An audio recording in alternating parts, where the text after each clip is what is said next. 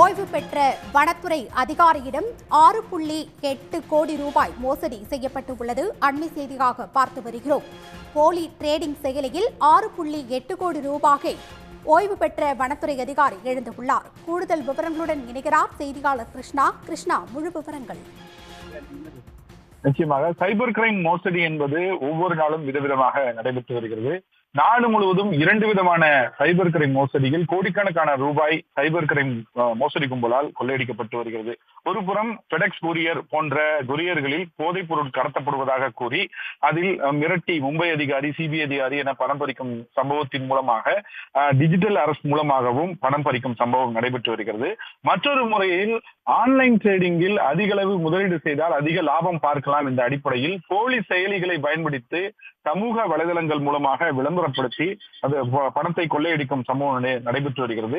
அந்த அடிப்படையில் தான் வனத்துறை, அதாவது தமிழகத்தின் வனத்துறையில் உயர் பதவியில் வரைக்கும் முதன்மை தலைமை வன பாதுகாவலராக பணியாற்றி ஓய்வு பெற்ற கிருஷ்ணகுமார் கௌசல் என்ற IFS அதிகாரியின் வங்கி கணக்கில் இருந்து அவர் முதலீடு செய்து சுமார் 6.80 கோடி பணத்தை ஏமாந்திருப்பதாக சென்னை சைபர் கிரைம் போலீசாரிடம் புகார் என்பது கொடுக்கப்பட்டிருக்கிறது. கடந்த ஆண்டு டிசம்பர் மாதம் தான் கிருஷ்ணகுமார் கௌசல் முதன்மை தலைமை வன பாதுகாவலராக ஓய்வு பெற்றிருக்கிறார்.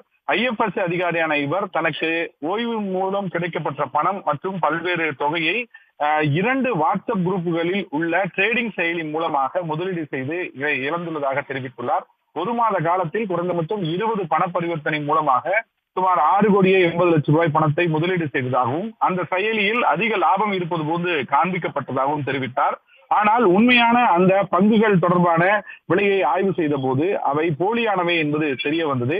இதனை அடுத்து 2 செயலிகள் தொடர்பாகவும் விரிவாக அவர் ஆய்வு செய்த போது அவற்றில் கடந்த 1 மாத காலமாக ஏமாற்றப்பட்டு அந்த பணத்தை முதலீடு செய்து ஏமாந்தது உறுதியானது.